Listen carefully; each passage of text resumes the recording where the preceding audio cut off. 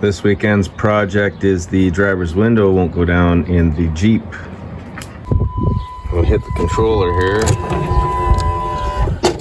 and it goes down, but the window don't go down. We're going to have to take our panel off of here, open that up and see what's going on inside.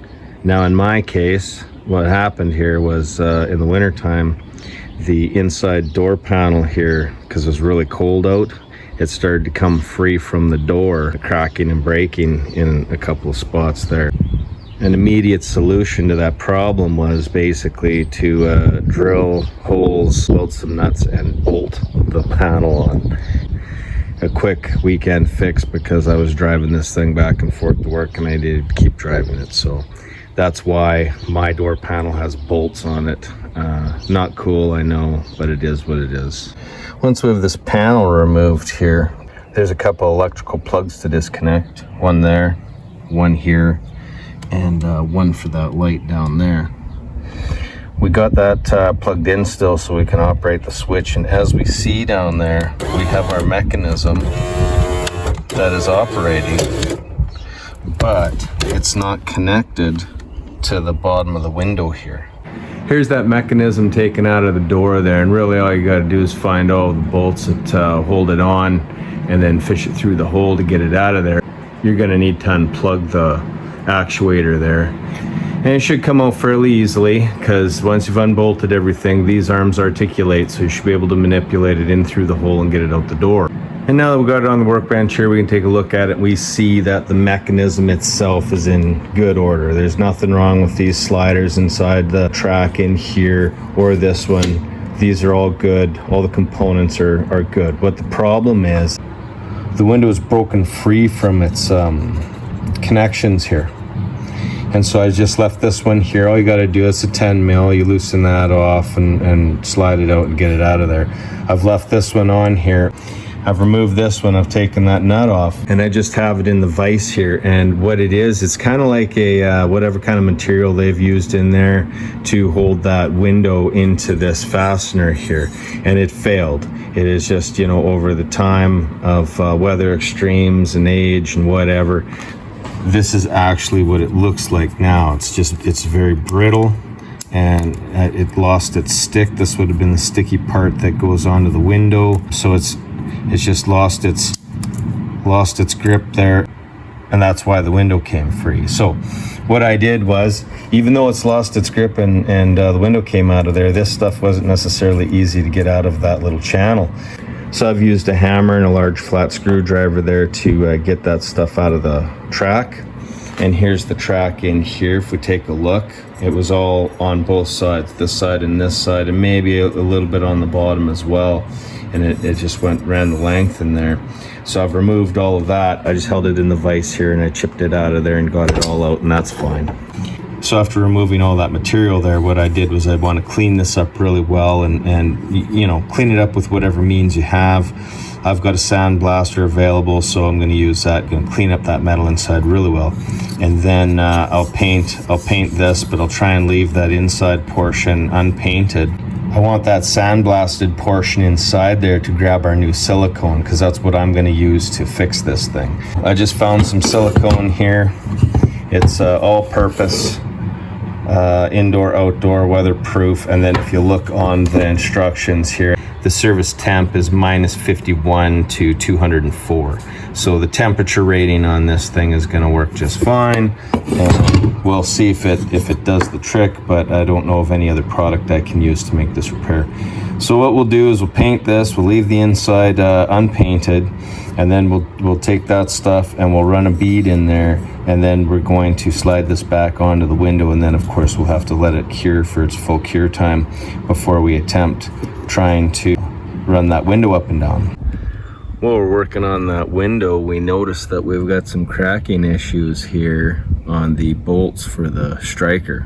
While we're waiting for the paint to dry, what I did was I just built a plate to go on here. So I'll line that up.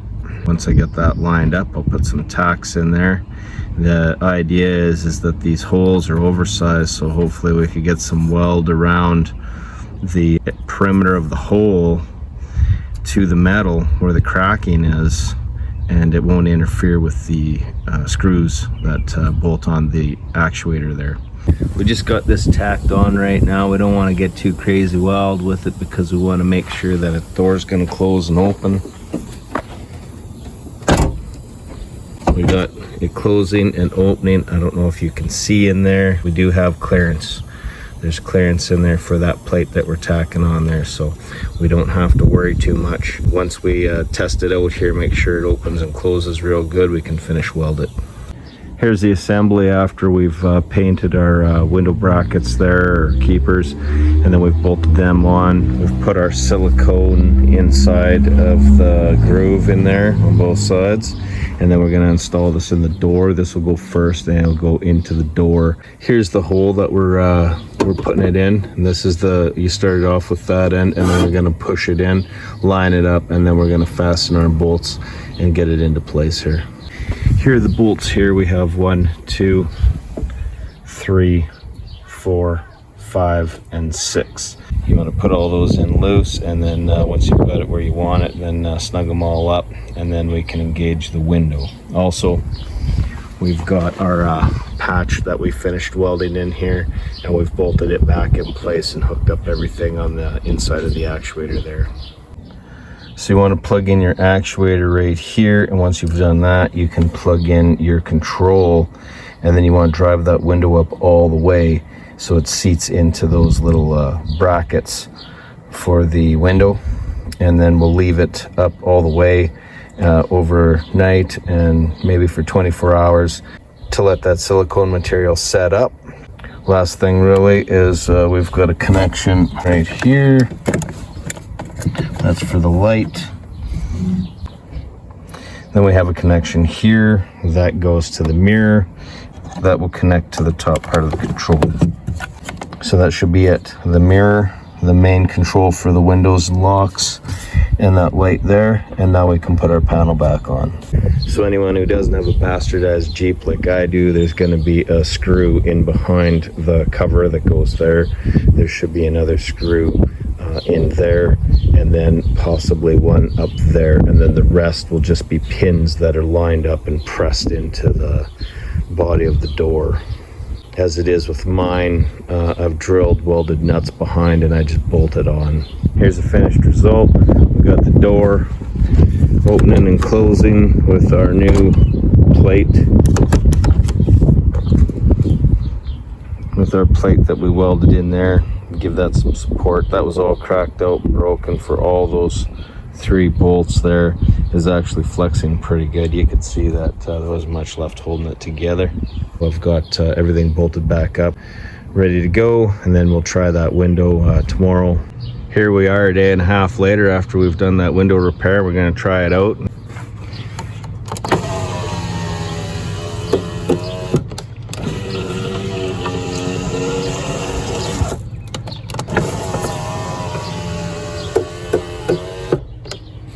So that stuff that we used actually does work. Try and find some kind of silicone material that's going to have that temperature rating, so it's going to handle the cold and the hot of the summer and remain pliable all throughout. So it'll be cured, but it'll be pliable.